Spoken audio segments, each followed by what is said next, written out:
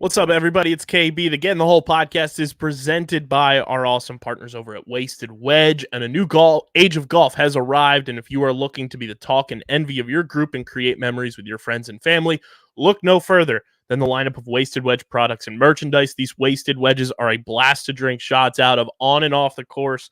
I want you to think your traditional shot ski that people were lugging around at your college parties and all over the place, and how difficult they were to store, how difficult they were to transport. Wasted Wedge is revolutionizing it. It's now a golf club. It's a wedge. It's compactable, can go right into the side pocket of a golf bag. You have extenders, and it's all plastic cups, so there's no hot glue. There's no glass that you actually have to use. They're the best in the game, and they're revolutionizing the way you're taking shots on and off the course. They're a blast, and you need to check them out. Go to wastedwedge.com. Check out all of the products that they have to offer, from the actual Wasted Wedges themselves to apparel that they have to the extenders and everything in between, to be the talk of your party, be the talk of your golf outing. And you can find them on Instagram and Facebook at Wasted Wedge. Be sure to follow them. Make sure you're letting them know that you're coming from the Get in the Hole podcast and Underground Sports Philadelphia. That's wastedwedge.com, and find them on Instagram and Facebook at Wasted Wedge. Remember the name, wastedwedge.com. Thanks for listening to Get in the Hole, your number one stop for all things in the world of golf. Watch and subscribe anywhere you get your favorite shows on Apple, Spotify, YouTube, Google, and more. Just search Get in the Hole. Get in the Hole is the official golf pod of the Underground Sports Philadelphia family of podcasts. Now let's get right into the action. Here's your hosts, Steve McAvoy and Ben Pirro. Philadelphia, baby, you're going to love it. Best sports fans in the world. Actually, the worst, but that's what makes them the best. On in, folks, to the Get in the Hole podcast presented by Wasted Wedge. Our boy Steven is in a different time zone, so it's the boys back together again. It's KB, it's Ben.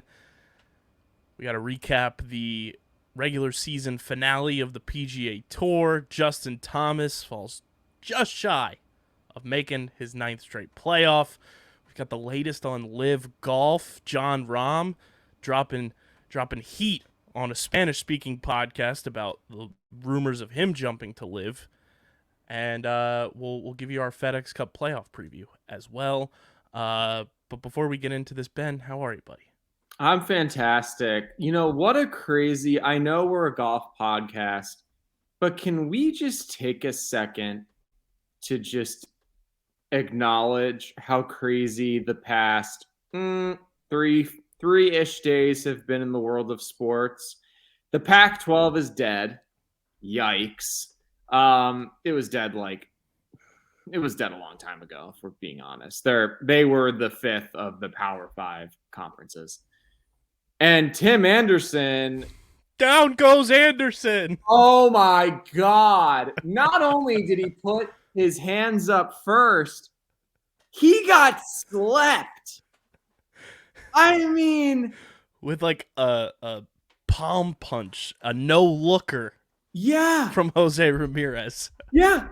He wasn't even looking at him. That's the other thing.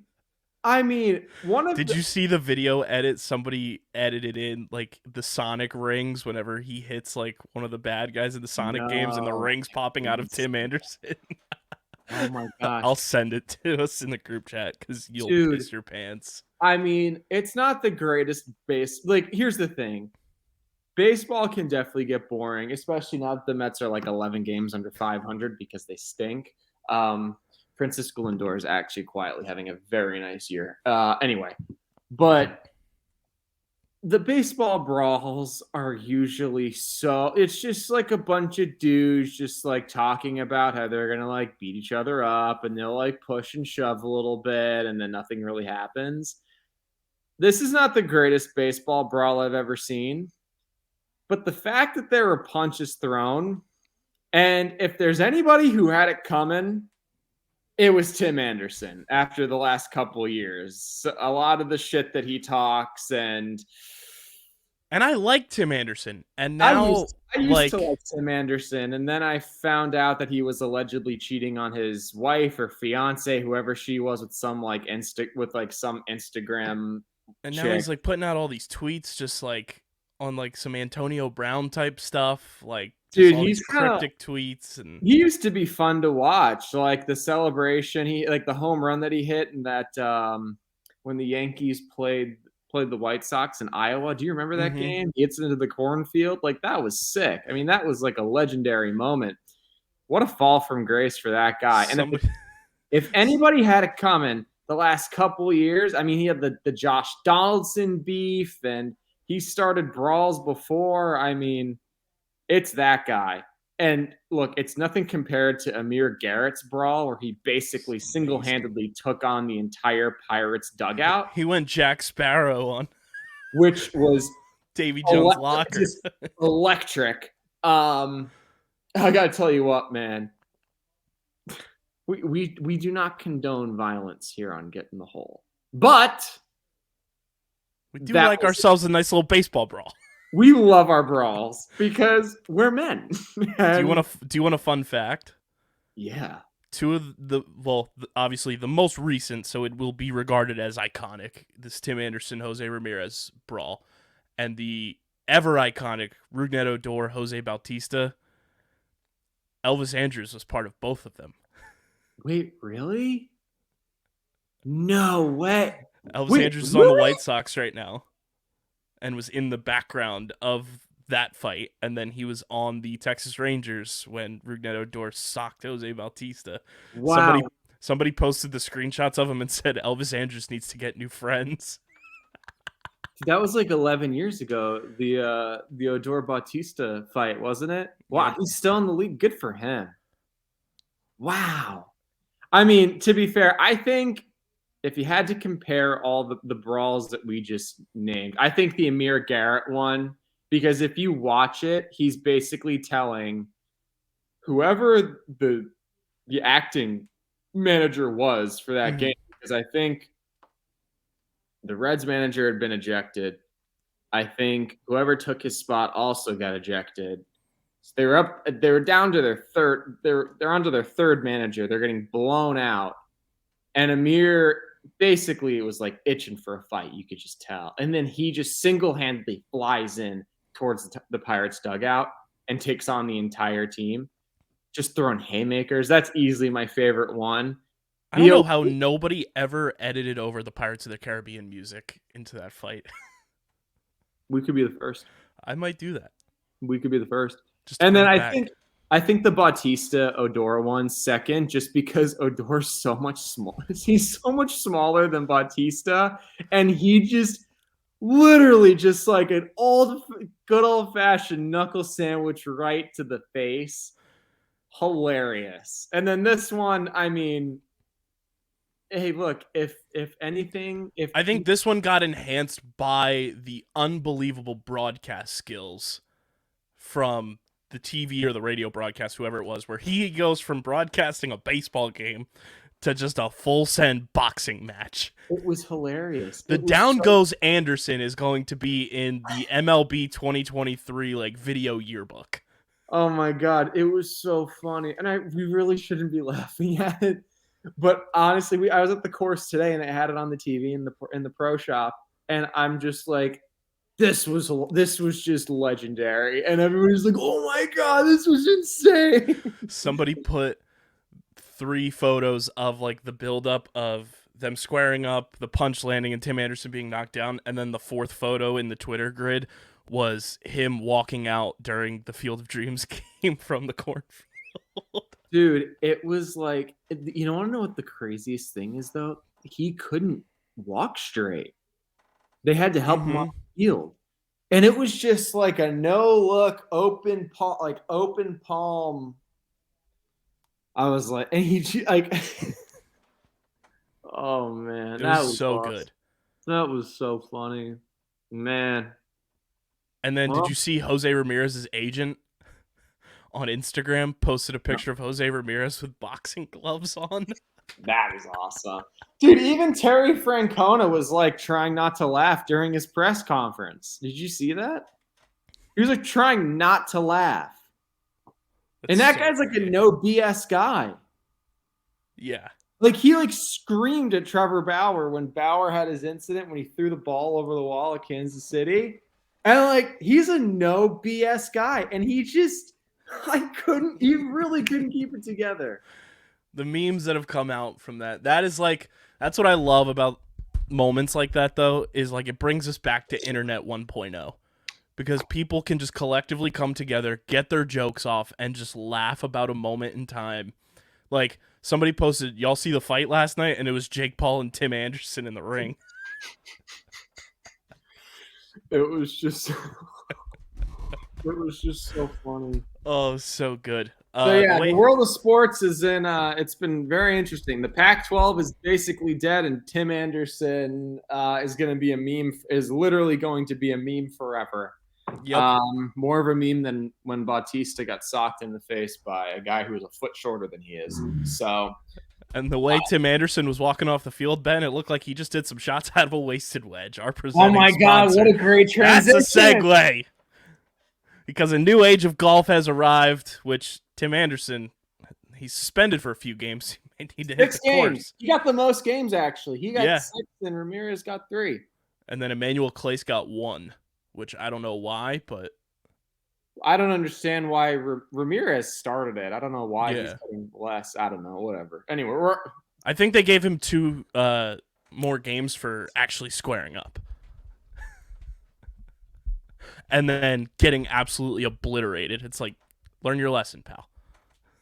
I mean, yeah, if I was a commissioner, I'd be like, you're getting an extra game just for getting that. Plus, it's Rob Manfred. We got Stephen McElfraud, Rob Manfred. Are they related? Sound off in the comment section.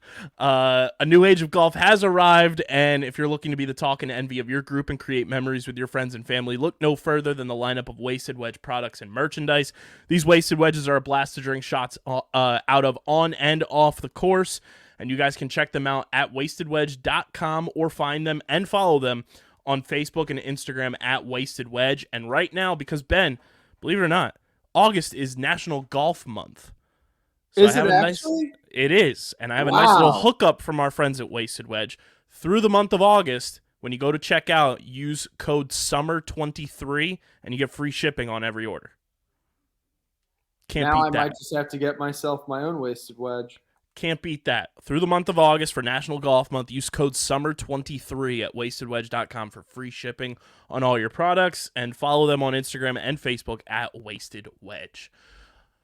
Ben, the regular season of the PGA Tour has come to a close. The Wyndham Championship in the books. Lot of storylines to come through. Biggest one, I think, is just somebody not qualifying as he finishes 71st in the field this year, and that is one JT, Justin Thomas, just misses making his 9th straight playoff. Just an unfortunate circumstance, but kind of encapsulating of JT's season, where he just didn't have it on a consistent basis at all this year.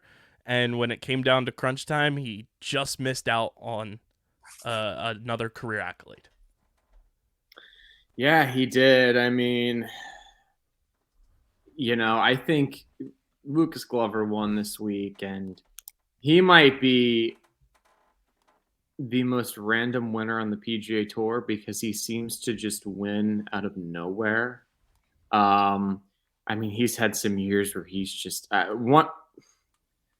don't mean to sound brutally harsh, but he's arguably like one of the worst players I've ever seen. I mean, I've seen him miss putts, and I just get the heebie-jeebies. But anyway, we'll talk about him later.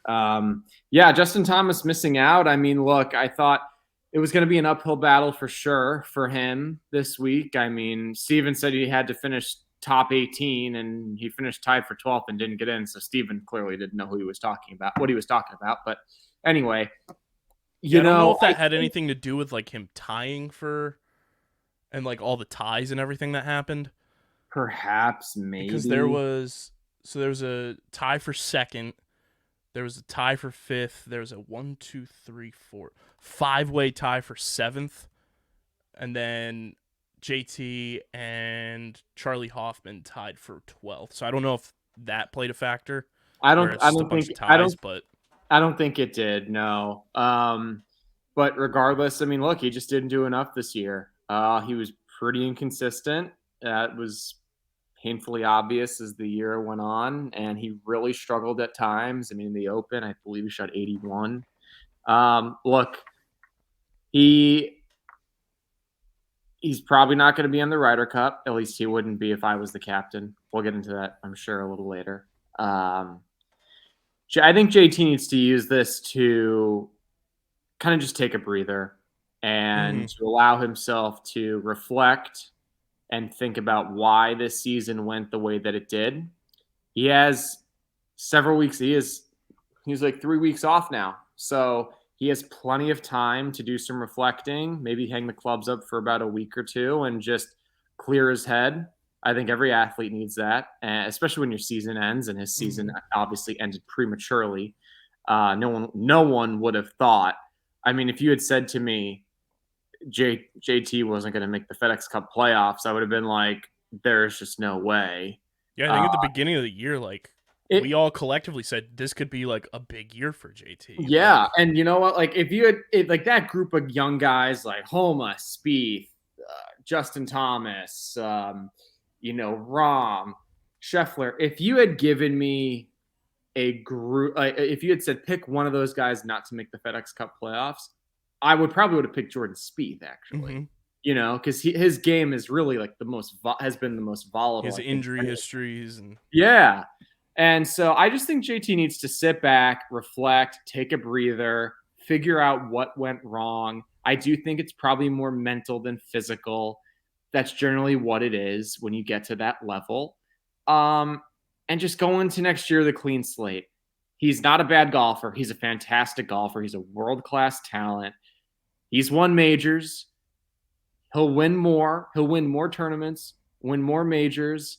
He'll be fine. I just think everybody has a bad year. Adam Scott had one. I think it was like 2009, I think it was. He finished like barely made the FedEx Cup playoffs back when it was 125 or better. And I believe it was like 4 years later he won the Masters, right? So this is not a death sentence to his career. He will be just fine. Everybody take a deep breath. It's Justin Thomas. He'll be just fine. Yeah, and I mean, I think Steve and I talked about this last week. I want to pull up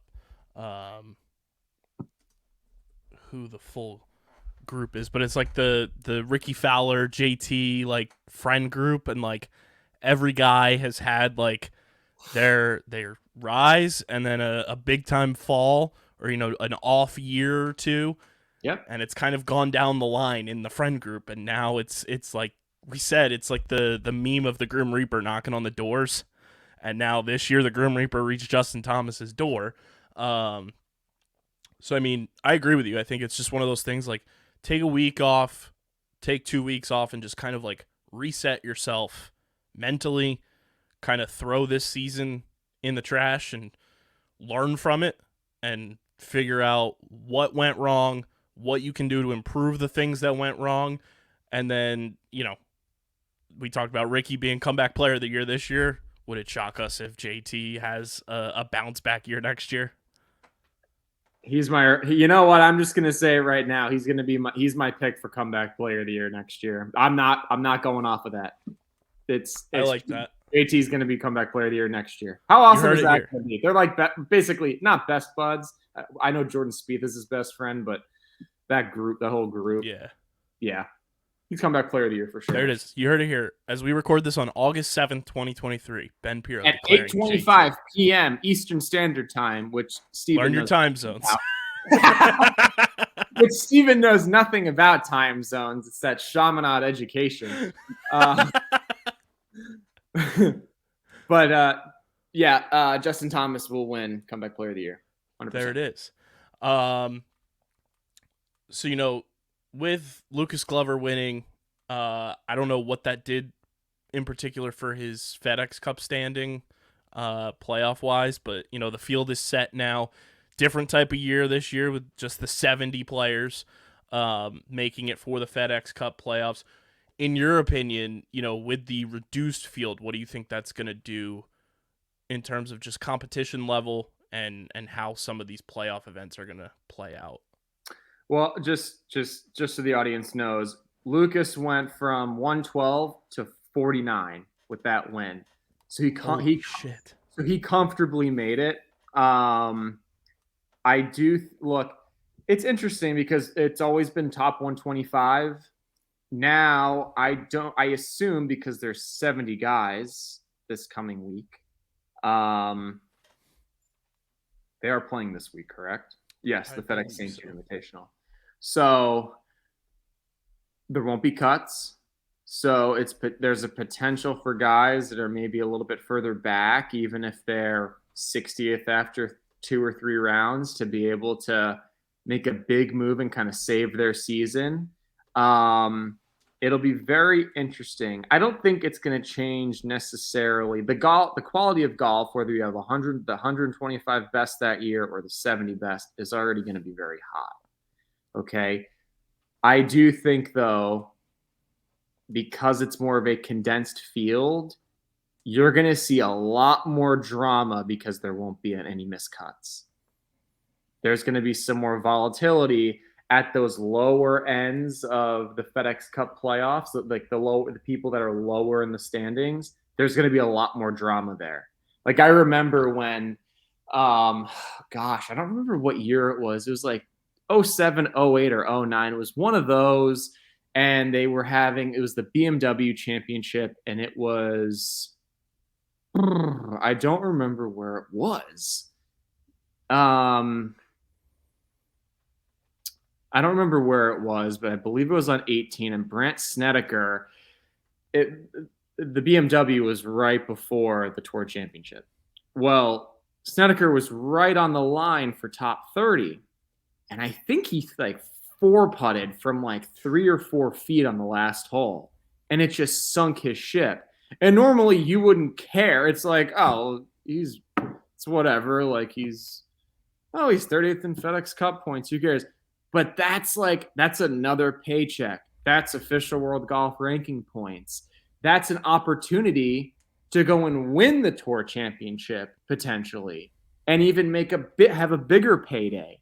So I will say there is definitely still a lot on the line. And those guys that are borderline trying to get into that next event, you're going to see some nerves. You're going to see guys hit shots that you wouldn't think were possible. I mean, Brandt Snedeker, I believe he 4-putted from like 3 or 4 feet. How often do you see a tour pro do that? Not often. One of us. I'm speaking for all the common golfers out there that listen to this show. I've probably done it before. I know for a fact I have 4-putted in a tournament before. I've actually 4-putted a couple times in tournaments. But he's just like us for real. I am, yeah. One of you guys. But yeah, you're going to see a lot of volatility. And it's going to be fun to watch because it makes for the juiciest stories. And who knows, maybe something like that, someone heroically coming out of the woods punches their ticket into the next week, and we get to talk about it. Add stories for us, right? So we like that. Yeah, and I mean, the Wyndham happens. It is tragic that Wyndham Clark doesn't always win the Wyndham Championship. It's just he's not even sponsored by them, which is crazy. Like whoever didn't make that decision should be fired. I mean, my God. From either party, whether it's Wyndham or Wyndham Clark's like sponsorship team. Yeah. But Ben, I think bigger story might be coming out of LIV this week. It's been a while since we talked about LIV Golf on this show. Yep. Bryson shoots a final round 58, which it feels like we haven't spoken about Bryson DeChambeau in ages in terms of just like playing well. Like he's kind of just flown under the radar and been in the shadows and just doing his thing on LIV. But when you shoot a 58 in the final round, that's pretty damn impressive. Real quick, before we get into LIV, I just want to say one thing. Lucas Glover is it wins at the most random times, and I think we need to show Lucas Glover some love. He's won 5. I think that's his 5th win on the PGA Tour. I watched him win the U.S. Open at Bethpage Black in 2009. For as somewhat unorthodox of a swing as he is one of the purest ball strikers I've ever seen. I mean, the guy hits just these beautiful, penetrating push draws through the bag. I heard I'm sure because he's older now, this isn't the case anymore. He used to swing a driver shaft that was 105 grams. That's like swinging a freaking tree trunk. For those of you at home, my driver shaft is 75 grams. And I'm pretty strong. His was 105 back in the day. One of the most talented ball strikers I have ever seen. I know people who know him. He actually practiced. Fun fact, he practiced at Musgrove Mill, which is where we practiced. He practiced there for 6 months before he went and won the U.S. Open. We practiced there when I was at Presbyterian College. So that was pretty cool to know that a U.S. Open champion practiced. They used to practice there. Also one of the worst putters I've ever seen. But he uses one of those lab putters, which those are some of the softest and scientifically sound. I know that's not a term, but they're based off of science, and someone like him needs a putter like that. So the fact that he won on a golf course that really requires good putting, good for him. Good for you, buddy. Proud of Lucas Glover. That moment with his kids on the green on 18, just so special. Like, that's what you dream about, especially like if you're a dad on the PGA Tour, going and hugging your kids and everything. So good for him. Now we can get into LIV. Now we can get into this. There we go. Yeah, sorry. I had to give No, good. Nice flowers there for Lucas Glover. And if he I wants to come on this show, I usually come on don't the do show. that. So it's like I'm trying to be nicer, KB. I'm trying to be nicer. We I'm love trying not to make fun of Steven as much, even though he just fucking tees it up and I just swing away at it, you know? But anyway, dude, 58. Oh my God. I mean, Bryson, what has gotten into you? I mean, he goes out there and look, it's so I've played at the Greenbrier before, one of my favorite courses ever. I believe Ryo Ishikawa has also shot 58, but that was on the Japan tour, I believe. 59 is obviously hard enough to shoot. 58, even harder. It's a par 70, so I mean, look, that is spectacular golf, whether it's a par 70 or a par 72, whether it's a PGA Tour event, a LIV event, a mini tour event, a round with your buddies, doesn't matter. You shoot in the 50s for 18 holes, that is something to cherish, and that's something to be proud of. Good for you, Bryson. I can't believe I'm saying this, but good for you. That is awesome. You should be very proud of yourself. All the hard work you're doing is paying off, and that's awesome. Good for you. Yeah, it does tie the lowest professional round in history, which is crazy. Because I think a lot of people just view Bryson as this, like, you know, juice head, like, jacked guy who's able to, you know, smack the ball far and everything. Like, that's the persona that he gives off. And I think a lot of people just view him as a guy who's just like a driving type of guy. But for him to play with that precision and be able to shoot a 58, like you said, where 59 is, you know, impressive as all hell to begin with, but to tie the lowest professional round in history for a guy that has kind of that like character trait about him just shows you like the versatility and the craftsmanship that he has in his bag to go out there and do that. I mean, hey, real quick, he's actually not the lowest. That's actually not the lowest round in history. Kim Jong-il allegedly shot 38 under par, including from ESPN. This is what it says: 11 holes in one at the 7,700 yard championship course in Pyongyang. In the very first, I'm quoting all of this. In the very first golf round of his life. So Kim Kim Jong-il actually shot 34. He has. now? We obviously do not subscribe to any of the beliefs and happenings of North Korea, No. but in this instance, was Kim Jong-il for the Get in the Hole brand? 11 holes in one? Is he for the brand? Well, Allegedly. allegedly. And then I'm so bad with this. So Kim Jong-un is his son? Kim Jong-un is his son. Okay. Wow. Oh, I mean, Kim Jong-un must feel like a failure if he hasn't shot 34, allegedly. Yeah. Obviously, there's going to be someone watching this that's like, I can't believe Ben's saying this. Yes, I know 58 is the lowest round ever in golf. It's all alleged. Yeah, allegedly, okay? It hasn't been proven. No, it hasn't. Or denied. Or denied. Who knows? It's all allegedly. I mean, hey, Stephen McAvoy's shot in the 50s before. Allegedly. For 9 holes. Allegedly. Definitely. But yeah, I mean, let us know in the YouTube comment section if you think Kim Jong-il was for the brand. Was he for the boys? With the Get in the Hole, namesake. 11 holes in one. That's allegedly a world record. Allegedly.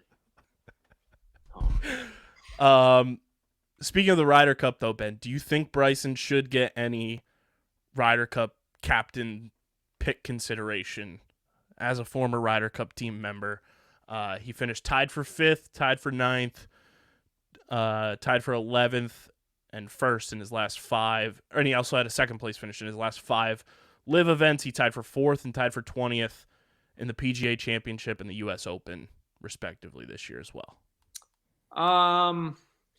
Unfortunately, I'd have to say no. I know he's playing well right now, but I think a lot of that has to do with recency bias, and I think we're all guilty of that to some degree. It's like, you watch someone play and you're like, oh, this guy sucks. He shot 80-something. It's like, well, he has won, 40-something times on the PGA Tour, so he doesn't suck. But look, I don't think he's done enough. And to be honest, it doesn't help that LIV isn't as publicized as the PGA Tour. It never has been, and it never will be. I would just say probably not. I would rather take the guys who have similar results against better competition, which is what the PGA Tour has. So, and I think this year more so than in years past too, with the split of PGA Tour and LIV, we've seen more guys like resurrect their careers this year on a consistent basis. Obviously, Ricky Fowler to be one of them. Yep. Where last year, if you would have said, hey, Ricky Fowler's going to be on the Ryder Cup team, I think a lot of people would have laughed at you because the way Ricky was playing, it didn't warrant him being on the Ryder Cup team at that point. Yeah, absolutely. So I think there's more guys that have competed at the PGA Tour level on a more consistent basis. And this is not to, denounce anything that Bryson's done as of late. Like, he's played extremely well, like we said, but it hasn't been on a full-blown consistent basis for, like, this entire year, like some of the guys that I think will get that Ryder Cup nod. Will it be close? Will it be a tough decision for the captains to make? Absolutely.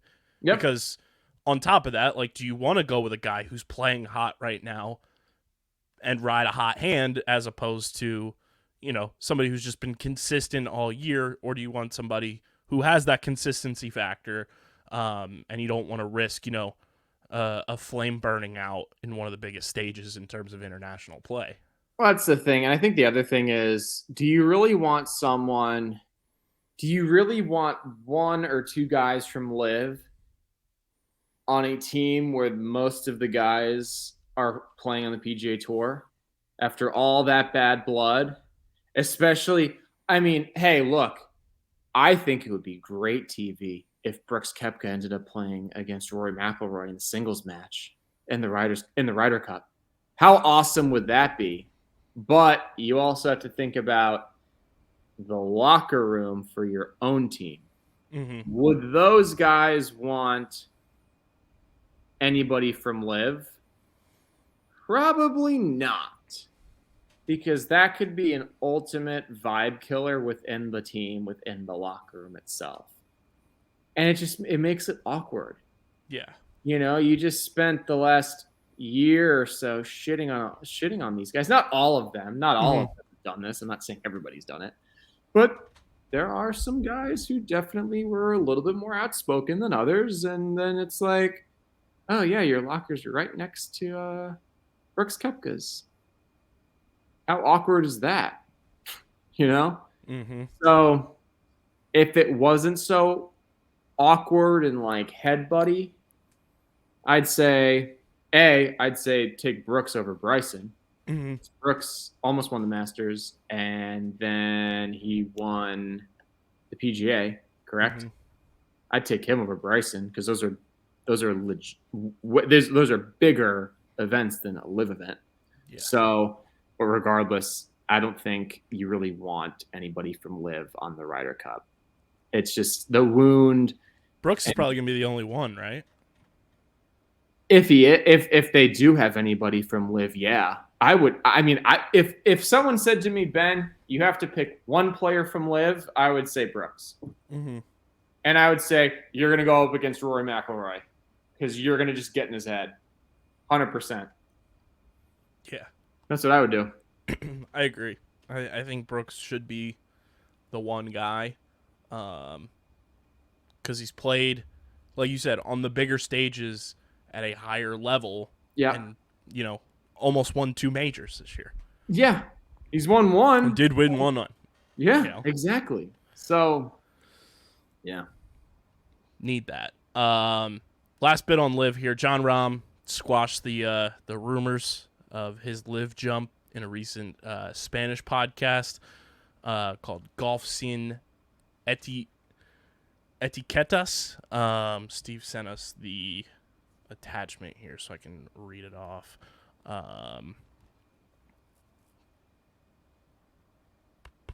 Here we go. So there was obviously that speculation that, in the next round of guys that were going to jump to LIV, when that was going on, that Jon Rahm was going to be one of them. And, the Masters champion told that Spanish podcast this week that its team format never appealed to him.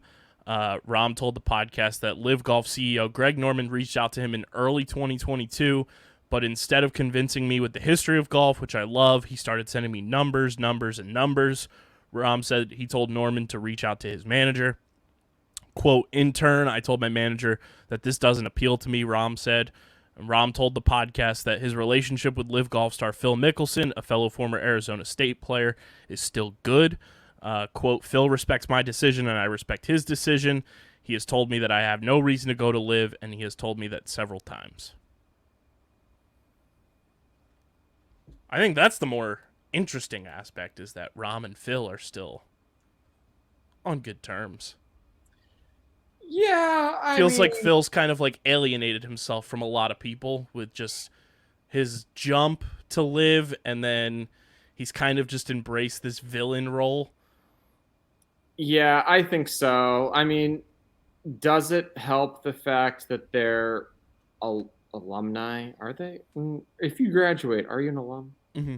Well, I'm sorry, not if you don't graduate, are you an alum? I don't know. I mean, look, I know people in the game of golf who are older than me, who played professionally or who do play professionally, who may have gone to Xavier. I'm not going to name any names. I don't particularly care for some of them. So, that's not a big thing for me. So, I may or may have played with a Xavier alum this summer who, in a tournament, who used to play professionally, and he was on those like really good Xavier golf teams and everything. And I thought he was honestly, the biggest dick ever. Couldn't stand him. So for me, just because someone goes to my university doesn't really mean I'm going to like them. Right. I'll just be like, oh, nice. But I mean, honestly, like, hey, if you can have, look, Rahm can have a relationship with anybody he wants. I mean, he's a professional through and through. Look, he said his relationship with Phil is good. It's good. Which I feel like for the most part, relationships with Phil across the board, at least publicly, don't seem good. But it's not great. He didn't say great. Yeah, that's true. That's what I'm saying. He didn't say great. Like, He'll still get a happy birthday text. Yeah. But he might not get that Merry Christmas text. Exactly. I don't really think.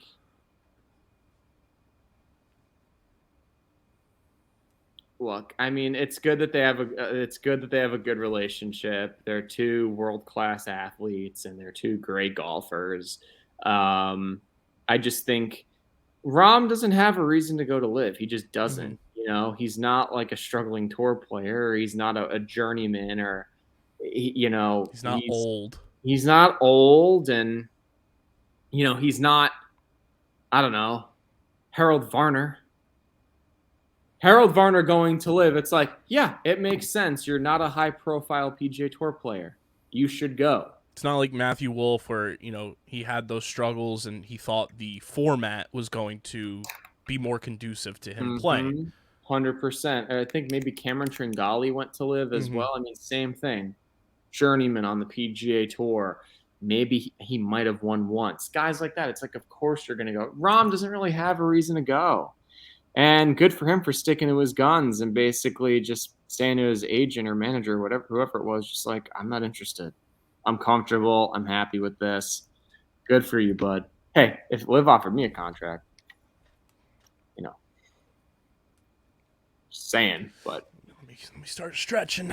Yeah, let's get this rib figured out.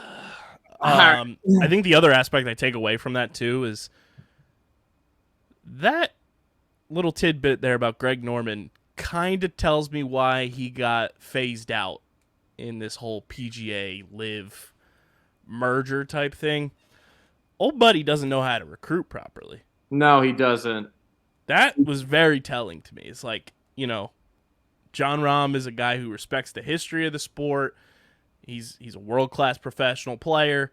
If you're Greg Norman, you should know that about these high-profile guys. And if you're just going to throw numbers down somebody's throat like that, you're clearly not in the know of who you're trying to recruit to come to your league.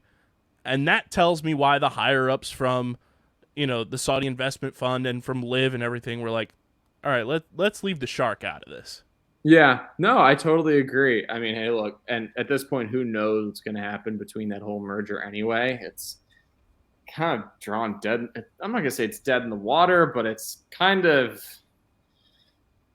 hasn't done a whole lot. There hasn't been a whole lot of action. It's like the Incredibles when they're in the water and they're just like floating around and Dash is like, we're dead, Yeah, we're alive, but we're still dead. That's basically what it's been. I mean, yeah, I think that's a really good point. I don't think Norman really knows how to recruit. I mean, not everybody is interested in money. I think a lot of that has to do with how you were raised, the culture you grew up in, your family life.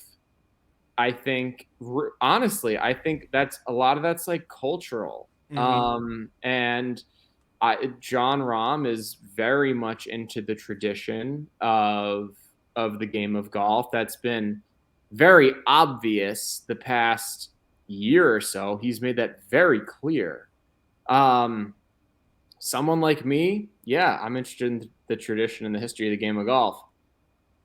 But I'm also not on the PGA Tour, and I'd love to make a big fat paycheck.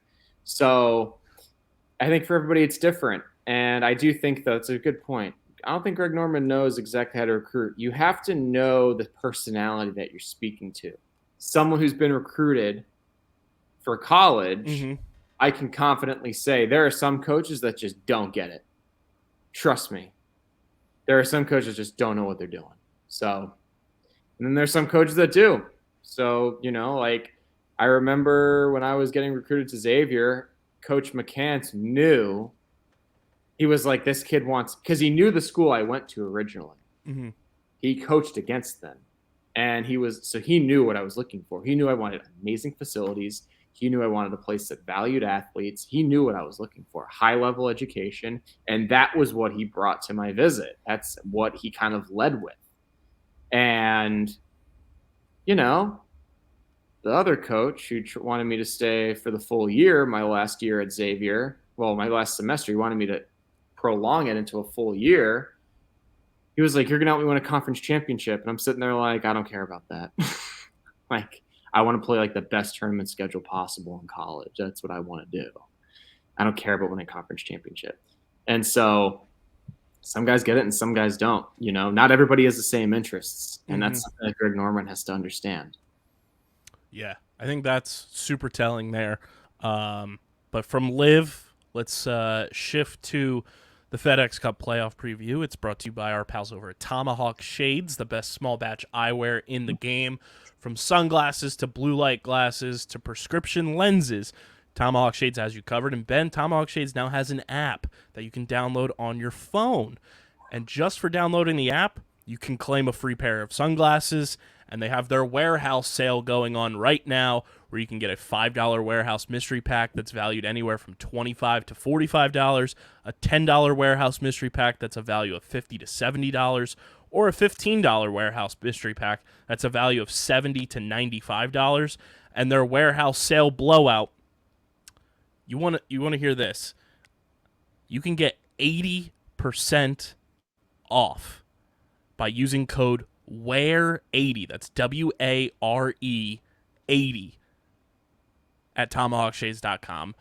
And if you want to support the boys year-round, when you go to checkout, whether it's at tomahawkshades.com or in the app, use our promo code USP, and you get 25% off at checkout.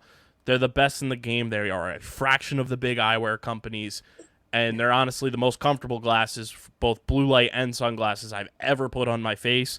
And they're based right on Long Island. We're trying to plan some stuff with them in the coming months as well. So stay tuned for that content. But the warehouse sale is one of the best things that they have going every single year. They've got the best small batch eyewear in the game. Go to tomahawkshades.com or download the app in the Apple iOS App Store or Google Play and claim your free pair of sunglasses and check out the warehouse sale. And you can get up to 80% off with code WARE80, W-A-R-E 80 at tomahawkshades.com.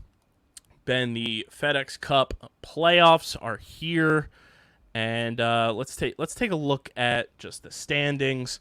Your top 10 players after the regular season has come to a close. Jon Rahm finishes number 1, Scotty Scheffler number 2, Rory McIlroy number 3, Max Homa number 4, Wyndham Clark, number 5.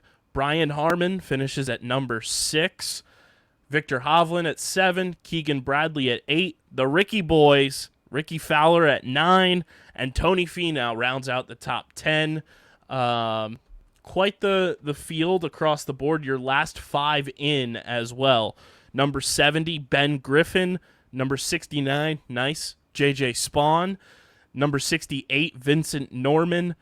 Number 67, Matt Neesmith, and number 66, Bo Hostler. Those are your last 5 in for this year's FedEx Cup playoffs. Like we were mentioning earlier, it's going to be a lot more competitive. It's going to be a lot more potentially volatile with just, the condensed field that it is this year. With 70 guys just playing in this year as opposed to the 125. But looking at, kind of the breakdown here. We're going to go through the top 10, 11 to 30, 31 to 50, and then 51 to 70. We're going to give you guys our contenders and pretenders going into the FedEx Cup playoffs. So let's start from the bottom because the top's a little easy to break down. But from the 51 to 70 range, Ben, I'll read off the rest of them here. So number 51, Alex Smalley. Number 52, Thomas Dietrich. 53 is Taylor Montgomery. Davis Riley at 54. Brandon Wu at 55. Hayden Buckley at 56. Hideki gets in at 57. Keith Mitchell at 58. Mark Hubbard at 59. From that group there, who would you say is kind of a contender from the 51 to 59 range going into the FedEx Cup playoffs? I think this one for me is pretty easy. I'd go with Hideki. Mm-hmm. He's a guy that he hasn't had as disappointing of a year, obviously, as Justin Thomas. But I mean, Justin finished 71st and he's 57th. It's not that big of a difference. He's a major champion. He's won many times on the biggest stage. He was a fantastic amateur player as well. He's a contender. He's kind of like last year, Adam Scott made the FedEx Cup playoffs barely, and he made it all the way to the Tour Championship. He's kind of in that Adam Scott mold from last year.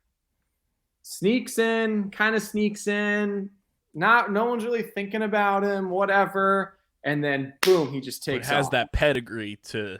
He has that big. That guy is a bona fide winner. Mm-hmm.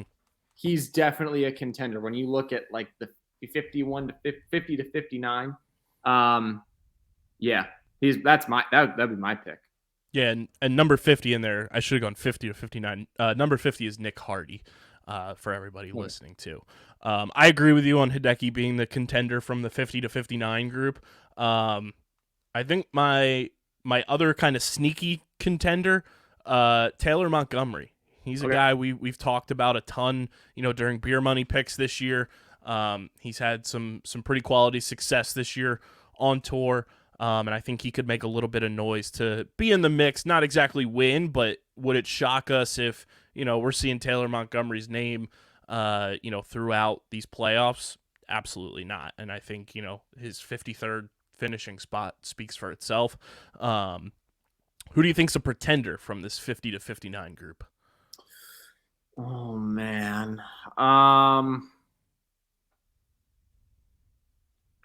that's tough, man. To be honest, I don't know enough about any of these other guys. I have one. And I think it's Keith Mitchell. I was kind of thinking him or Mark Hubbard. Mm-hmm. It was honestly a coin flip, not just because they're 58 and 59 respectively. You said Keith Mitchell. I'm going to go with Mark Hubbard just to create parity. So yeah. Those guys, they're not on the same level as Hideki. I mean, I wouldn't say they're opposite ends of the spectrum as far as their careers have gone, but Hideki is like Hideki. Hideki finishing there is like the equivalent to like a blue blood in the NCAA tournament getting like a 12 seed. You don't want to run into that 12 seed just because they have that pedigree, they have that winning mentality all the time. Yeah, that's true. Yeah. It's like, I mean, I'm not going to say those two are like St. Peter's getting a 5 seed, but it's like when Duke ends up getting a 12 seed and they fly under the radar, but then somehow find their way to get to the Final Four. Yeah, absolutely. That's what Hideki at 57 kind of feels like. Yeah, that makes sense. Your 60 to 70 range, Matt Kuchar is at 60. Stephen Yeager is at 61. Cam Davis at 62. Sam Ryder at 63. Sam Stevens at 64. Aaron Rye at 65. Bo Hostler at 66. Matt Neesmith at 67. Vincent Norman at 68. JJ Spawn at 69. And Ben Griffin at 70. Who do you have as a contender potentially from this bottom 10 of the FedEx Cup playoffs? From the bottom 10, I'm going to go with number 63, Sam Ryder. That guy's a gamer. Went to Stetson University in Central Florida. This guy started his first year on the web.com tour, I believe, with no status, or he might have maybe had conditional. Almost got his tour card that year. Was top 5 on the money list. The next year got his tour card. Hasn't lost it since he got it. That guy's a gamer. He's so good. He's super consistent. Hasn't had a bad year, it feels like, ever. He's my contender. I can definitely see a guy who's that consistent just breaking through and getting just a big fat payday. So Sam Ryder, you are a contender in my book.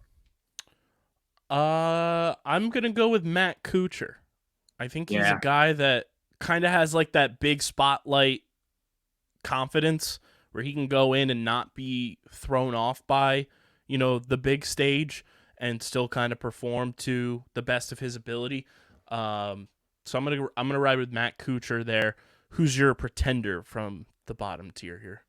I said yeah to that just because I was like, I could see why someone would pick him.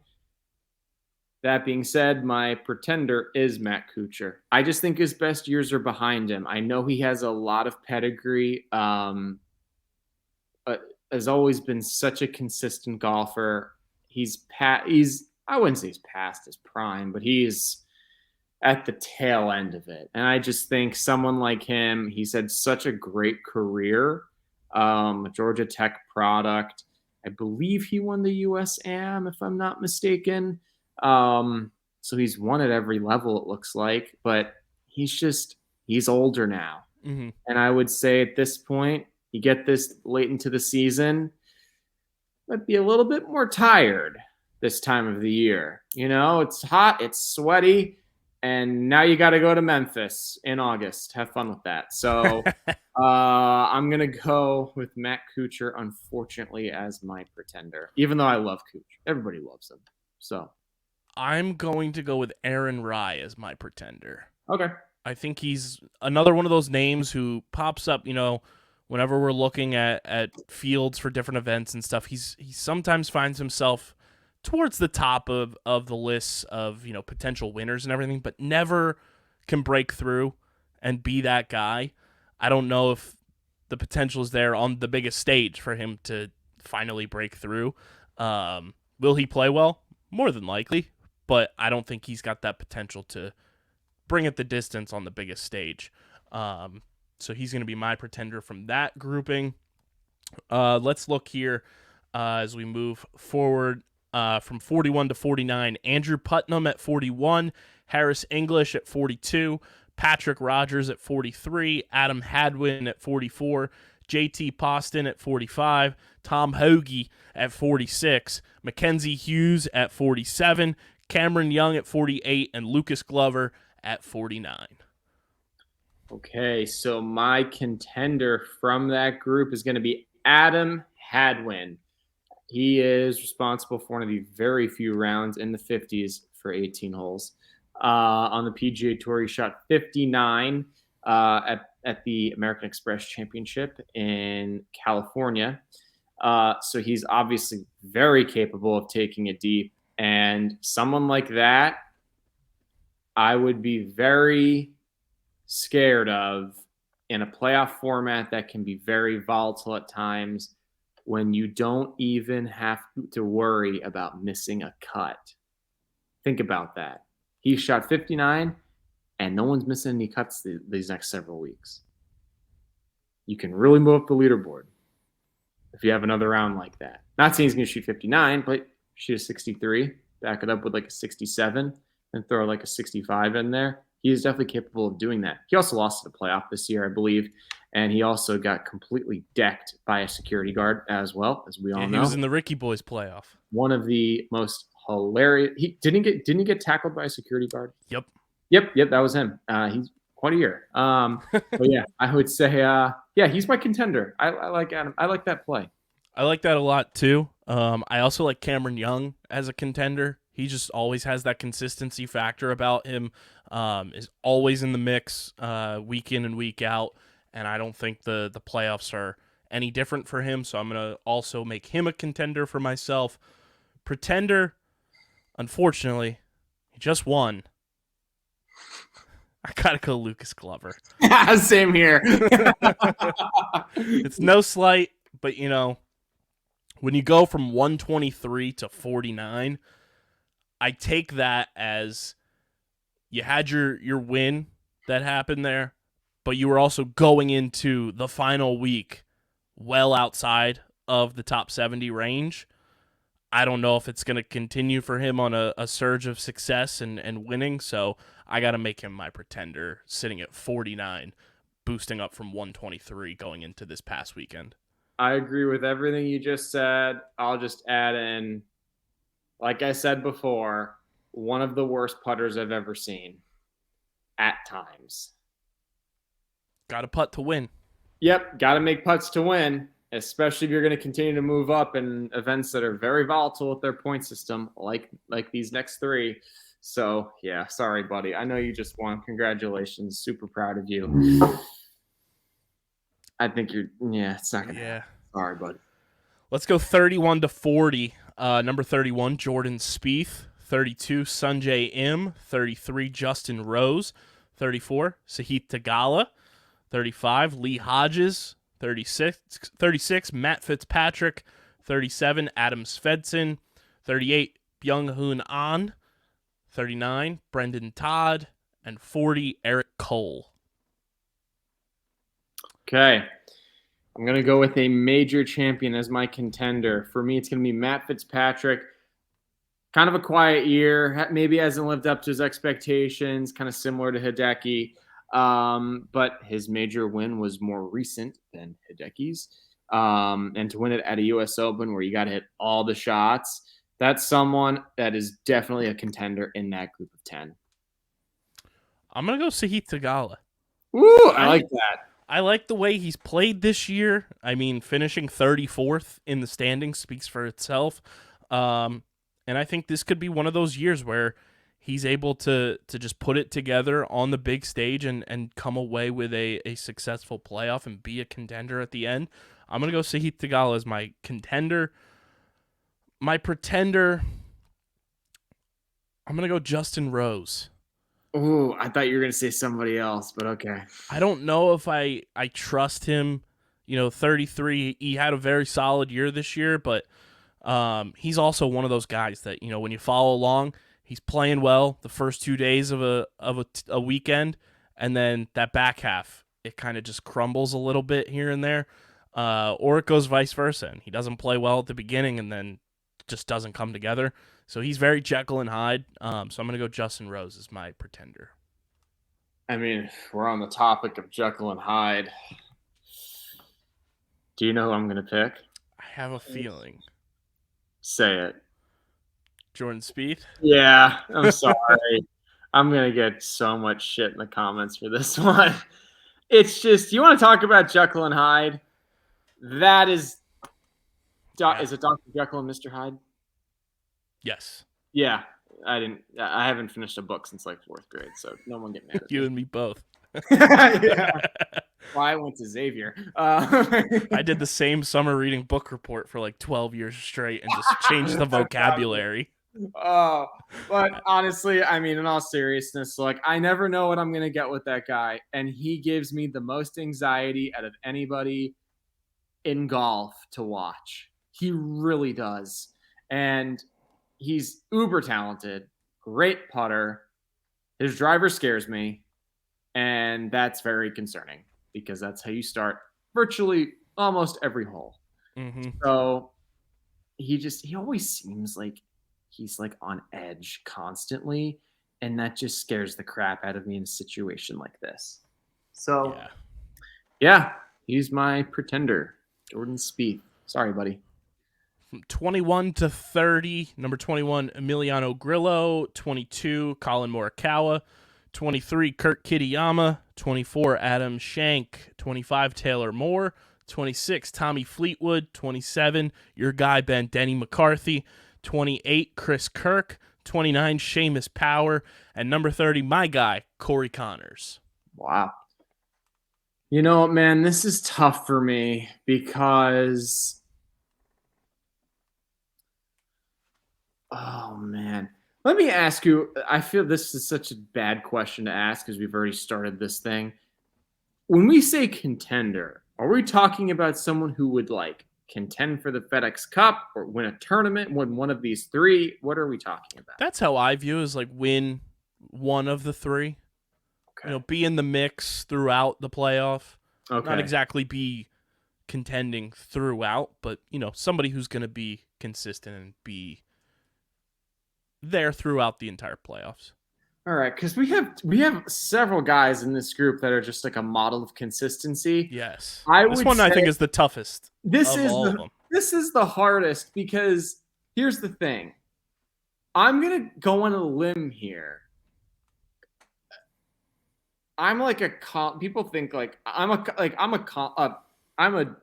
Jon Rahm fanboy. I am, I'm also a Colin Morikawa fanboy. Mm-hmm. I freaking love his swing and I love how he plays and I love how he carries himself on the course. He's a true professional. He's going to be my contender. I think he's off by one spot. I think he was 21st last year in the FedEx Cup. This year he's 22nd. He hasn't won recently. He's played well, obviously, to be top 30 at this point. I really believe this guy can contend. He's a major winner. He knows how to win at the highest level, the pinnacle of golf. He hasn't really done it the last 2 years, though. But I do believe that he can come through and kind of get that monkey off of his back and potentially get a win, contend in a couple of these events, and who knows, maybe get into the top 5. If someone said to me, they're like in 3 weeks and was like, "Oh yeah, Colin finished 3rd in the FedEx Cup," I'd be like, "Yeah, that sounds about right. Yeah, I like that. That sounds about right." So that's why I'm going to say Colin Morikawa. I think there's 3 contenders in this group. Wow, that's hard. Yeah, that's a good point. I think Colin is one of them. Yep. I think Denny McCarthy is another. Yeah. He's had a phenomenal year this year, has been in the mix at a number of events. And I think Corey Connors is that wild card. Yeah. He's always finding himself top 5 finishes, top 10 finishes when nobody expects it. Mm-hmm. And he hovers around those top finishing moments.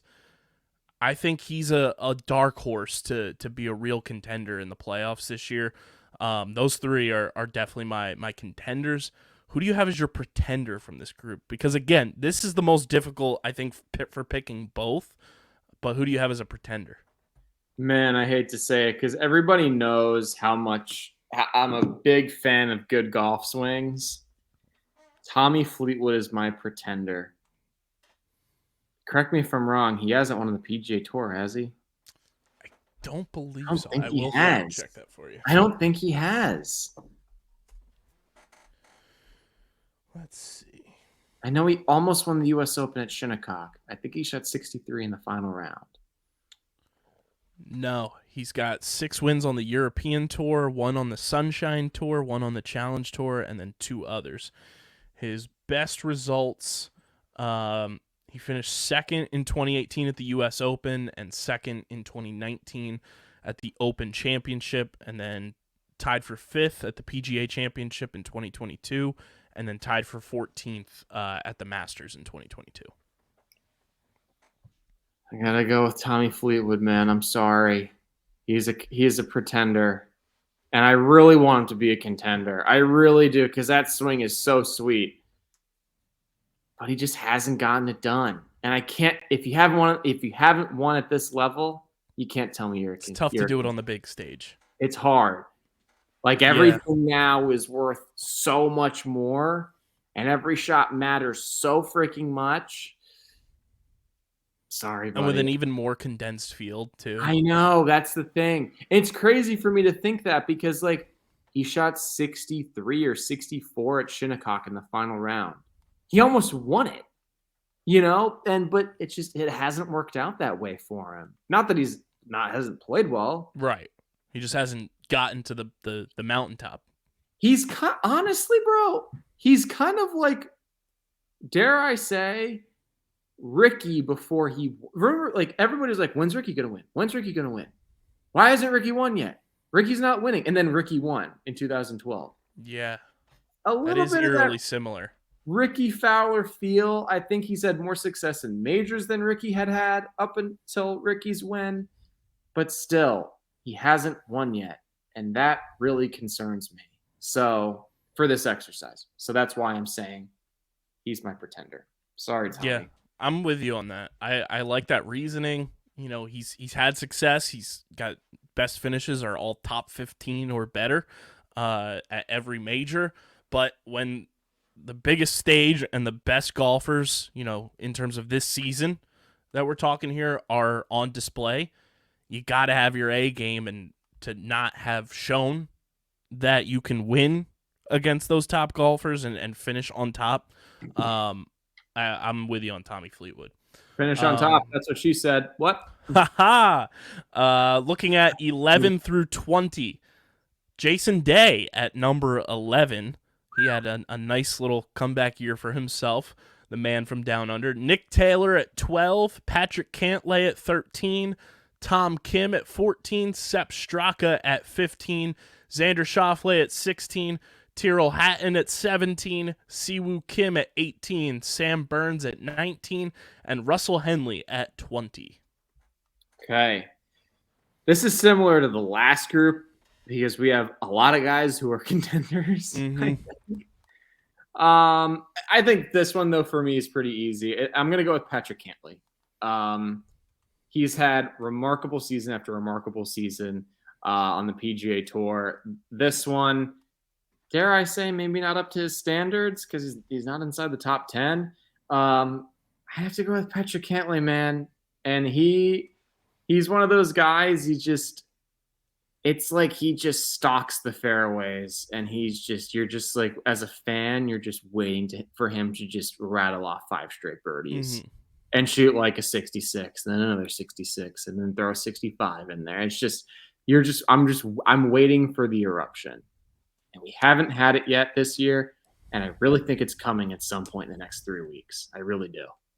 I like that. I agree with your reasoning. I think my contender, just to give a little versatility here, I'm going to go Xander.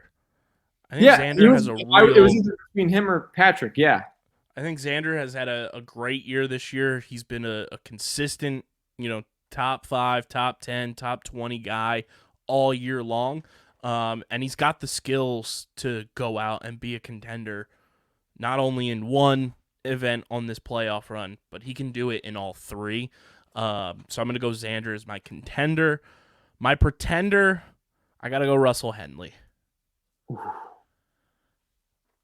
I know it's tough, but he is one of those guys where we'll go out and pick him to have success. We'll think he's going to perform well, and then just kind of falls flat and doesn't live up to the expectation that you have for him. And kind of, in that similar vein of Tommy Fleetwood, when the lights come on, the stars shine bright. I don't know if Russell Henley's going to be able to shine bright enough. Yeah, I'm going to go. Oh, man, I'm going to get some side-eye views for this one. I'm going to go with Jason Day as my pretender. And that might raise some eyebrows. His health has been a question mark for several years on the PGA Tour. And we're at the back end of a season where there's 3 events left. And you really got to play all 3. You can't take one off. I really got to say, man, he's my pretender. And he really had some ambiguous years on tour. He had that unbelievable 2015 year. He was insane. And then it just slowly kind of went downhill. And he's had a resurgent year before. This year, it's been a resurgence for Jason Day, even though Ricky Fowler's my comeback player of the year. Anyway, I don't know, man. There's something missing there, in my opinion. His health concerns me. And the fact that he had such a steep decline for a while, that also concerns me. So I'm going to go with, unfortunately, Jason Day, even though I love his golf swing. He hits it so good. I watched him at the Arnold Palmer back when I was in high school on the range. Oh, my God, does he hit it nice. Oh, so good. Our top 10s, like we mentioned, Jon Rahm, Scotty Scheffler, Rory, Max Homa, Wyndham Clark, Brian Harmon, Victor Hovland, Keegan Bradley, Ricky Fowler, Tony Finau. Who do you got as your contender from the big boys in the top 10? From the big boys in the top 10, I'm going with Mr. Clutch himself, Jon Rahm. That's right, Steven. I said it. Mr. Clutch himself. He's not only is Jon Rahm have the biggest clutch gene of anybody in that top 10?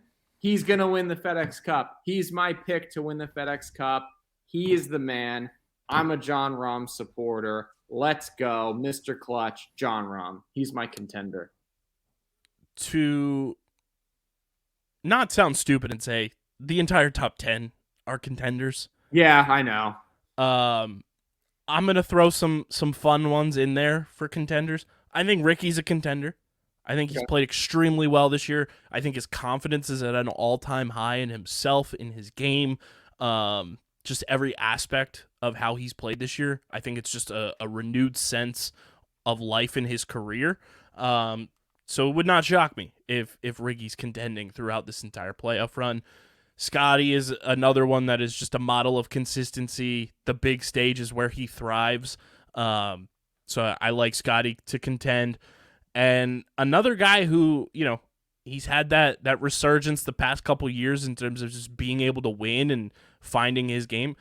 Tony Finau, it wouldn't shock me if, throughout this playoff run, he's contending top 10, top 5, winning one of these events. Because ever since that breakthrough that he had after not winning for so long, he's just become one of the most consistent and best golfers on the planet. We've loved watching him, come back to life. And, Tony Finau's he's got that dog in him, as the kids say. Who's your pretender in the top 10? I mean, if we're being honest, none of them are pretenders, oh man, this is hard for me.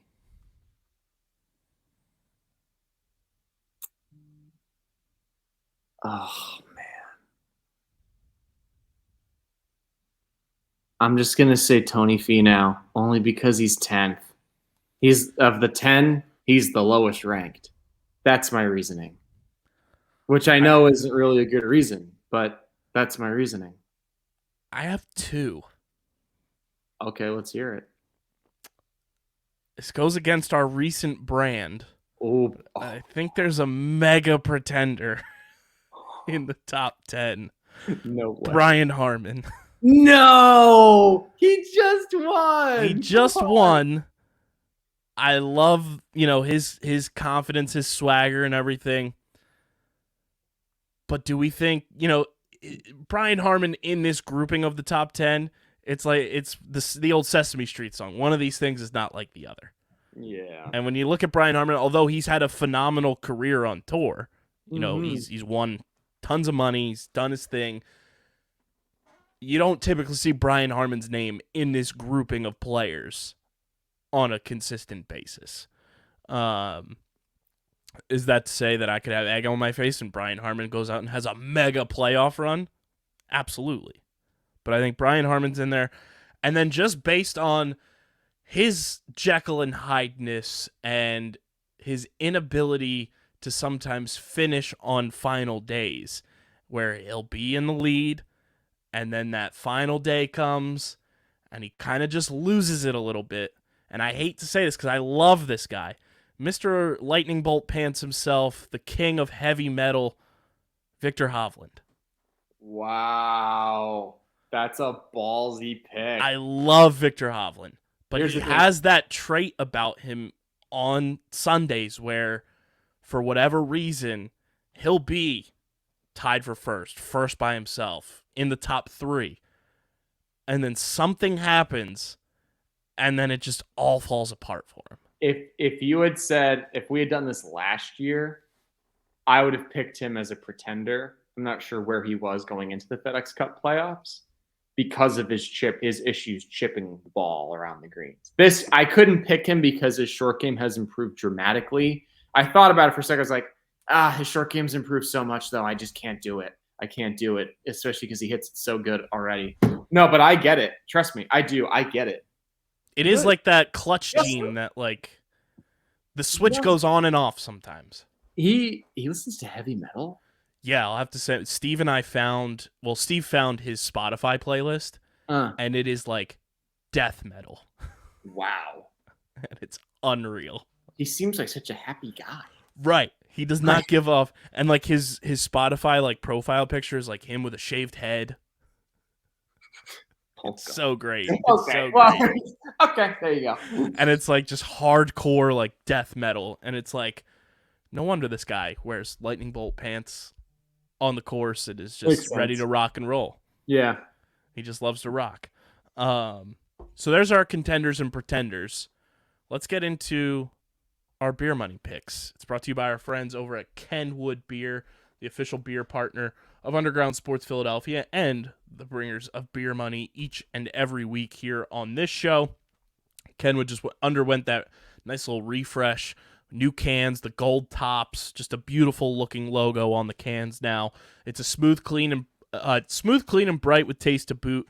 Kenny is the routine choice of folks who want a balanced, flavorful, no-frills beer that's right for any occasion. Some call it the best light beer they've ever had. We just say you can't beat the original. It's 4.1% ABV, just 120 calories, and only 8 grams of carbs. You guys can go to kenwoodbeer.com. Use the Kenny tracker to see who's got Kenwood beer on tap in the Philadelphia or Pittsburgh areas to gear up for the FedEx Cup Playoffs. Crack open an ice-cold Kenny. Go out to the bar. Watch the FedEx Cup Playoffs with a Kenny in hand. You got to be 21 or older to do so. And, of course, please drink responsibly. Ben, going into the St. Jude Invitational, who do you have making and missing the cut? All right. For me, making the cut, for gambling purposes, I'm not going to pick anybody obvious to make the cut. I'm going to try to keep this a little bit more interesting. So making the cut. Oh my God. I'm gonna turn my phone off if people keep texting me. Making the cut. I'm gonna go with. You know what? Gosh, this is hard. I'm gonna go with Brandon Wu to make the cut. Very solid player. Really nice swing, good all-around game. I'll go with him to make the cut. Missing the cut, though. Kind of going off of what we talked about before. Our main man, Lucas Glover, who just won this week. I'm sorry, buddy. I'm with you on that. Lucas Glover is my miss the cut. My make the cut is going to be Taylor Montgomery. Okay. And you can get him at plus 120 for a top 40 finish as well. So I like that. In there. Ben, who do you have for your top 20 pick of this week? All right, top 20 pick. I'm actually going to go with the guy that you were just talking about, Cameron Young. Kind of seems like the norm for him this year to be kind of top 20. So that just sounds right. So Cameron Young, top 20. I'm going to go with this because you can get him at plus money, plus 130 for a top 20 finish. Hideki. Ooh, that's a good one. I like that a lot. He and Cameron Young both plus 130 to make a top 20 finish. So, we talked about Hideki being like a model of consistency. He's a winner. He's kind of flown under the radar this year, and he's one of those guys that can just pop up at any time and come out and succeed. So give me plus money for a top 20 finish for Hideki. Ben, who do you have for your top 10? I said he's a contender, and there's a reason why I said that. He will be contending at some point. Top 10, I feel like that's in contention enough. Matt Fitzpatrick. I like that. You can get Matt Fitzpatrick at a top 10 finish at plus 300. My top 10.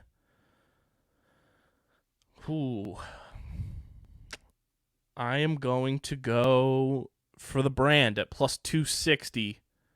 Give me Ricky Fowler, top 10. The Ricky boys ride again. I'm going to go Ricky for a top 10 finish. Ben, who do you got top 5? I'm going to go with our main man, Sam Bermuda Burns. Bermuda Greens. Like that. Down there in, oh, nice. I got another Instagram follower. Bermuda Greens down there in Memphis. Sam Burns, great putter. Great all-around game. He's going to have a good week this week. Plus 700, you can get Sam Burns for a top 5 finish. I like that a lot. Just to throw this out there, too, for the people, he's not exactly my pick for top 5, but you can get Jon Rahm plus 200 for a top 5 pick. Wow, okay. That's pretty solid. My top 5, we talked about him as being a contender. I think he could have a really nice week this week. You can also get him at plus 2,200 to win the whole thing. I'm going to go Colin for a top 5. Nice. I like that a lot, plus 500. So yeah, I'll go Colin Morikawa. What is your gimme pick of the week, Ben? All right, my gimme pick of the week, Max Homa, top 15. That's my guy. If anybody has had a quieter year to be in the top 5 of the FedEx Cup, it would be him. So top I like 15 that. just seems right on that golf course with him. I think my gimme pick of the week is gonna be Jon Rahm top 5 finish. Oh wow, okay. I think he's gonna go out there and just be locked in and to get it at plus money. I like Jon Rahm to finish in the top 5. I like that. And Ben, who do you have winning the St. Jude this weekend? Well, talked about him a lot this year, and I feel like some people think they know who I'm going with, but those people are wrong. We're going to go with the comeback player of the year, soon to be comeback player of the year, Ricky Fowler. This course kind of embarrassed him last year. I think he made like a 9 or a 10 on 18. Our man is coming back with a vengeance, and he's going to win the FedEx St. Jude Invitational. Is that what it's called? Invitational Championship. Same thing. Too. He's going to win. That's I like that. He's my pick. Great putter, having a great year. And people might, I just want to say this because I thought about it before. People might think like, well, Ben, why are you saying Jason Day is a pretender? Why wouldn't you say Ricky Fowler is also a pretender when we had to pick a pretender for the top 10? The reason why is because Jason Day's body can be unpredictable, and Ricky Fowler's, knock on wood, hasn't been. So that's why A, I don't think he's a pretender, and B, that's why he is also I believe he's going to win this week. I think this course just fits him too well, and his confidence is sky high. I like that. Plus 3,000 for Ricky to win this week. I'm going to go with one of my contender picks, Xander Schauffele, at plus 1,800 to win this week. I like it. I like his game all year has just been that model of consistency, and I think he's got a nice little shot to win this week. So I'm going to take him at plus 1,800. There's the beer money picks of the week brought to you by our pals over at Kenwood Beer. Ben, your final thoughts before we wrap this one up and head into the FedEx Cup Playoffs. Just another fantastic show from a fantastic co-host. Talking about you, not me. I got some new wedges. Haven't even hit them. That's pretty exciting. But a lot of drama going to happen over these next 3 weeks, and I really hope nothing happens with between LIV and the PGA Tour, so we can just enjoy the golf. That's it. Tim Anderson got slept. Still hilarious to this day. Pac-12's dead. That's all I got. Been a pretty crazy week in the world of sports. My final thoughts, other than the obvious, subscribe to the podcast on Apple, Spotify, or wherever you get your podcasts, and on YouTube at youtube.com/@undergroundsportsphiladelphia. Last night on the main pod, it was myself and Pat Pitts, and this is a little bit at you and Steven's expense as Mets fans, but we came up with a project that we are going to we just have to have happen. So you know the old Christmas, the 12 Days of Christmas song, Partridge in a Pear Tree. I don't like where you're going with this one. What are you doing? We are going to create the 12 Days of Lowell Mets. Oh my! Are you kidding me? And I have the first 2 already. No way. I have the first 2 already. So I have day 2 and day 1. Day 2 is 2 traded aces. Who didn't pitch like aces. Okay. And number 1 is a Wild freak out from Frank Fleming. Why are we giving him any more spotlight? He doesn't deserve it. Because when you think of a video when we put this all together and you just see Frank gnawing on that rubber Lego that's tied around his neck. Can you just promise me one thing? Just one thing. Please don't put Francisco Lindor in it. He's been quietly so good this year. He's so underappreciated, and I feel so bad for that guy. It's going to be so great. I can't wait to just conjure up 12 days of Lowell Mets. Oh, my God. You know what? When at some point, I would love for you to have me on like the main pod if whenever you guys end up talking about baseball. I would love that. Oh, yeah. I would. Whenever the Mets play the Phillies again. We're totally going to do a Mets-Phillies day at some point. I would love that, the actually. Three of us. Oh, that would be so much fun. We won't even have to go to a game. It could just be the three of us in a room. We set up a camera in the corner. You're just chill as can be, regardless of the result. We could be up 10-0, and I'm just like literally crying inside because I feel like they're still going to somehow blow it. I do have to thank you guys for letting us sign Taijuan Walker as well. Career high in wins as of last night at 13. He was struggling early in the year too. But the thing is, to be fair, both years he pitched for the Mets, he would start out hot and then just completely shit the bed in the second half. So I think they were just like, we've had enough of this guy. Mm-hmm. Like, it's just... I love him. He's such a good dude. He's got this charity event happening on Friday, too, before the game, called Ty's Tacos. And they're doing tacos outside of Citizens Bank Park for 2 hours before the game. And I'm like, I'm going. I'm getting tacos with Taijuan Walker. Are you actually? I have to. I can't. Dude, that's sick. I have been the biggest Taijuan Walker fan since 2016 when I started playing fantasy baseball.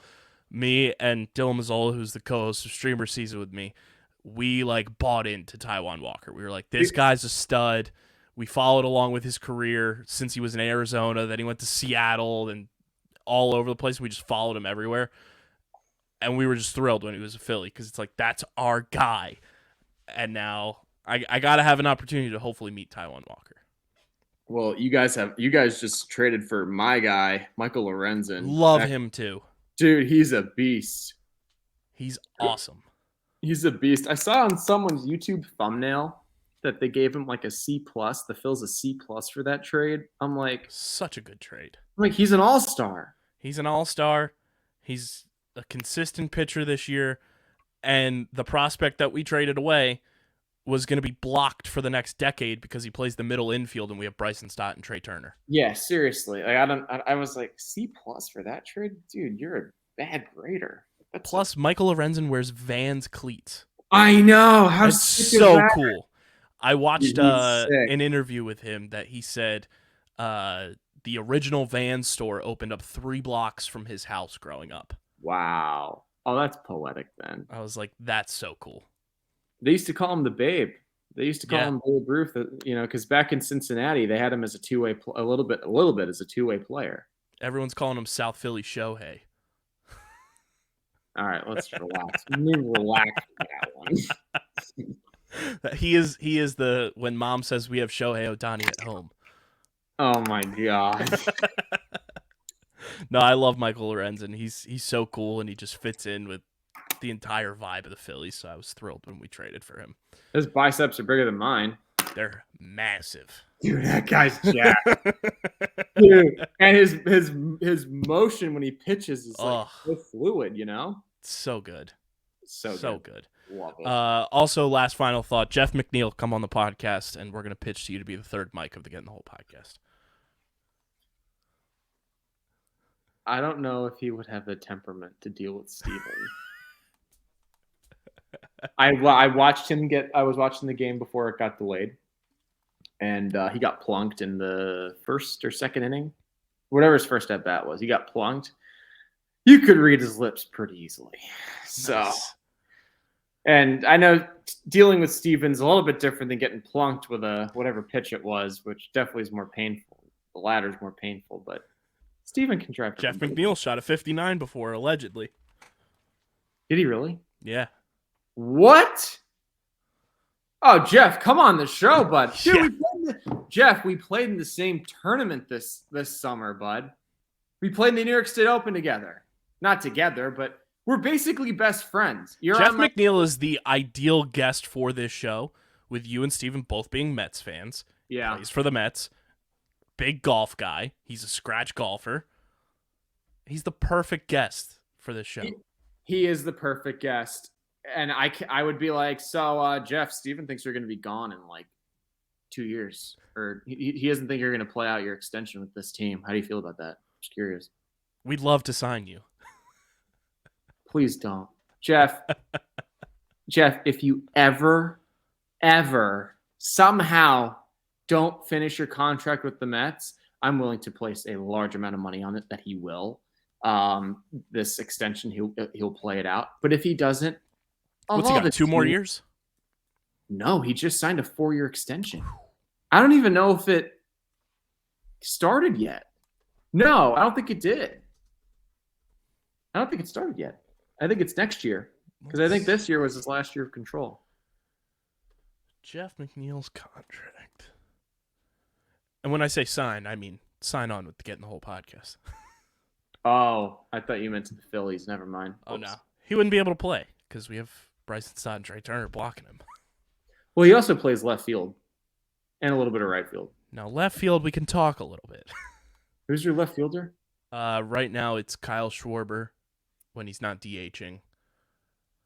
Well, that's tough then because because Castellanos isn't good defensively. This year he is, though. He's been unreal in the outfield this year. Really? Yeah, it's been awesome. Wow. Okay. Shout out to my guy. The Castellanos family, big listeners of Underground Sports Philadelphia. Wait, are they really? Yeah. Way. Nick's mom and brother follow the pod on Twitter. No way. That's sick.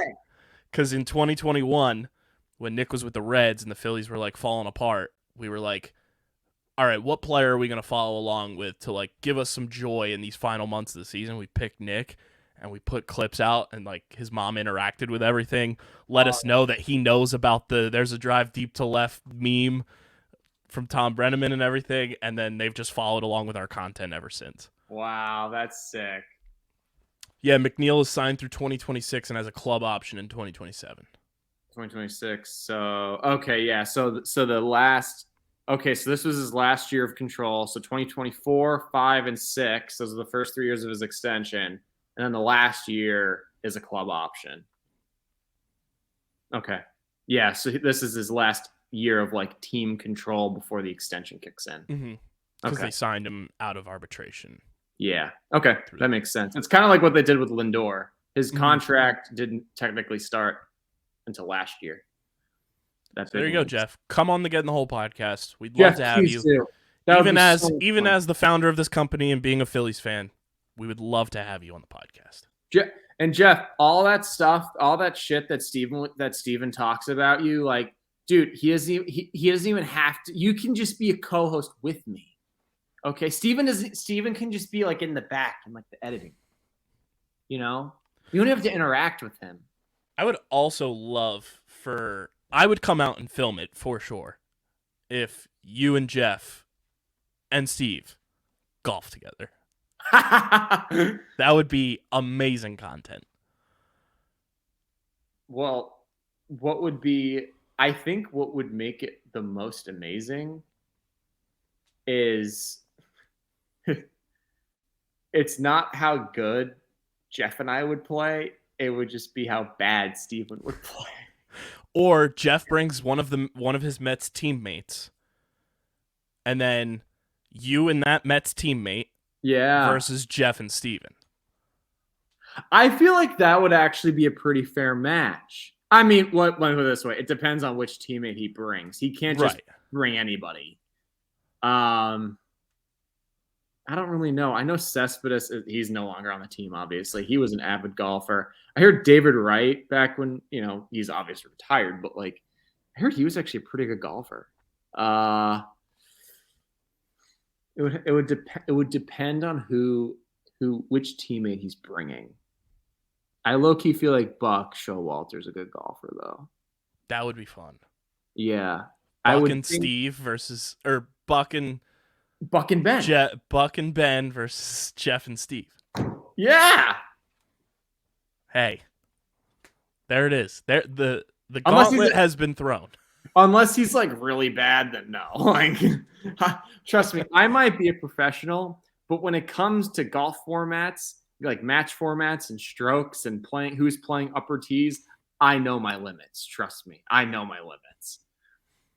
I wonder if any of the Mets pitchers are avid golfers or like generally golfers.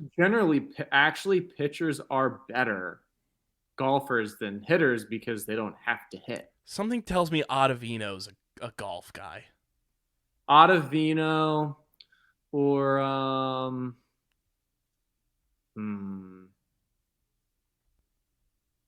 feel like probably McGill would be a good golfer. Something tells me Tyler McGill would be a good golfer. So there you go, Jeff McNeil. Bring us one of your Mets teammates. That's decent. We'll have a versus set up. We'll film it, and we'll have some fun with the boys. As long as they can break 100, we're good. There it is. Like we said, subscribe to the podcast wherever you get your podcast. Subscribe to the YouTube channel. Hopefully, Steven survives his Malta excursion. He'll be back next week, and enjoy the FedEx Cup Playoffs. Everybody, St. Jude is here, and we'll catch you guys next week, recapping everything that goes down and getting ready for another week of golf postseason. But for Ben, I'm KB. For Steve over in Malta, and for Jeff McNeil, this has been the Get in the Hole podcast, presented by Wasted Wedge. We'll see you guys. Thanks for listening to Get in the Hole, the official golf podcast of Underground Sports Philadelphia. Catch us every week wherever you get your favorite podcasts, and be sure to like and subscribe on Apple, Spotify, and YouTube. You can follow us on Twitter and Instagram at Get in the Hole Pod, and follow Underground Sports Philadelphia at Underground PHI. We'll see you next time, and remember, get in